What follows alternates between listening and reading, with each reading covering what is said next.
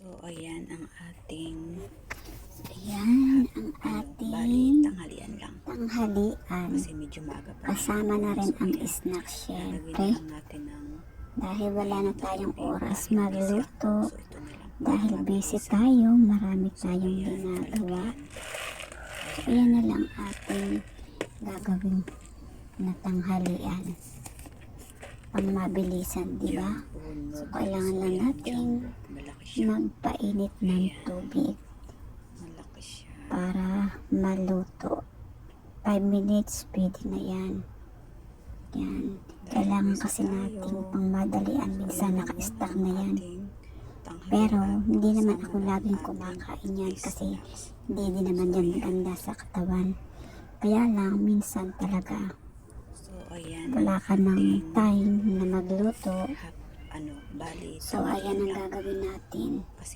Kaya may binili ako na 3 peraso.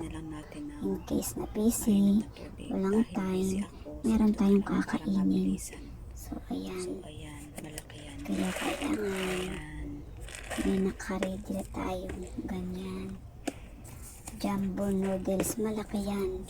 Sobrang laki. So, sigurado mabubusog na ako niyan. Ayan. With spicy yan. Masarap yung flavor na yan. I-try nyo. Bumili kayo niyan. Masarap siya. So, ayan lang ang ating tanghalian. Bihira lang din naman akong kumain ng noodles. Ayan. Tingnan nyo naman ang laki. Diba? Ayan na. So, ayan. Nilagyan ko na ng tubig na mainit. Parang maanghang siya. Kasi kulay pula. Tapos, medyo luto na siya. Luto na siya. Pwede na rin siyang kainin. Tingnan nyo yung mga ricado niya nasa loob. Meron siyang corn. Seafoods. Amoy siyang hipon. At meron din siyang tapos meron siyang onion leaves. Yung kulay green. Masarap siyang partner. At meron siyang mushroom. Ayan. Dried mushroom. Pero nung nilagyan ko ng tubig na mainit, so naluto ni silang lahat. Kasi madali lang namang maluto. Yung mga sahog niyan, 2 minutes lang luto na siya. Ayan. Kasi wala na tayong tingnan oras nyo. magluto. Ayan, hinahalo-halo ko kasi na. busy ako sa inaayos ko. So, ito na lang. Ayan. Para puntang ilalim. Yung noodles. So, ayan siya. Sobrang busy. Ayan. So, ayan diba? Na. Hindi naman tayo laging kumakain ng ganito. Kasi hindi rin naman ito maganda. Ayan. So, minsan-minsan tingnan lang. Nyo. Ayan. Nag-mix-mix na yung ingredients niya na kulay pula. So, nagugutom ka. Wala kang para siyang chili powder. Pero hindi siya pure na chili painit ka na powder. lang ng tubig. Ayan. Parang may iba pang inihalo do sa powder para magpula. Ayan, pampalasa niya. So, ayan, di ba? Yummy yan. Kailangan, stack lang tayo.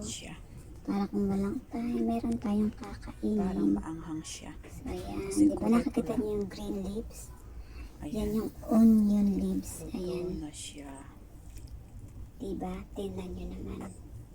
Ang laki niyan. Pag naubos niyan, sigurado busog na. Amoy siyang hipon. Kasi ang laki. Ayan.